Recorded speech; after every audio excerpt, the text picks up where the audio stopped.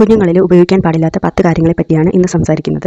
ഒന്നാമത്തേത് ഗ്രൈപ്പ് വാട്ടർ. ഗ്യാസിന് വേണ്ടിയാണെന്ന് പറഞ്ഞു കൊടുക്കുന്ന ഇത് അറിവില്ലാതെ പല പേരൻസ് കൊടുക്കുന്നുണ്ടെങ്കിലും യഥാർത്ഥത്തിൽ അതിൻ്റെ ഫലപ്രാപ്തിയും സുരക്ഷയും ശാസ്ത്രീയമായി തെളിയിച്ചിട്ടില്ല. രണ്ടാമത്തേത് ബേബി പൗഡർ. കുഞ്ഞിൻ്റെ ശ്വാസനാളത്തിലേക്ക് പോയാൽ ഗുരുതര പ്രശ്നങ്ങൾ ഉണ്ടാക്കും, ലങ് ഇറിറ്റേഷൻ വരെ വരാം.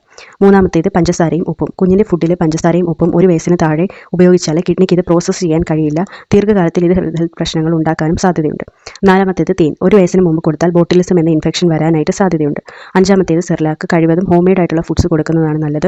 ഷുഗറും പ്രിസർവേറ്റീവ്സും അടങ്ങിയ ഇതുപോലുള്ള ഇൻസ്റ്റന്റ് ഫുഡ്സ് കഴിവതും ഒഴിവാക്കുക. ആറാമത്തേത് ബേബി ബോട്ടിൽ. കഴിവതും അമ്മയുടെ പാല് തന്നെ കൊടുക്കാനായിട്ട് ശ്രദ്ധിക്കുക. ബേബി ബോട്ടിൽ ഉപയോഗിക്കുന്ന സമയത്ത് ദന്തക്ഷയവും ഇൻഫെക്ഷനും ഗ്യാസും ഇവയൊക്കെ ഉണ്ടാകാനുള്ള സാധ്യത കൂട്ടുന്നു. കപ്പ് ഫീഡിംഗ് സുരക്ഷിതമാണ്. ഏഴാമത്തേത് കുഞ്ഞിൻ്റെ കണ്ണിൽ കാജൽ അപ്ലൈ ചെയ്യുന്നത്.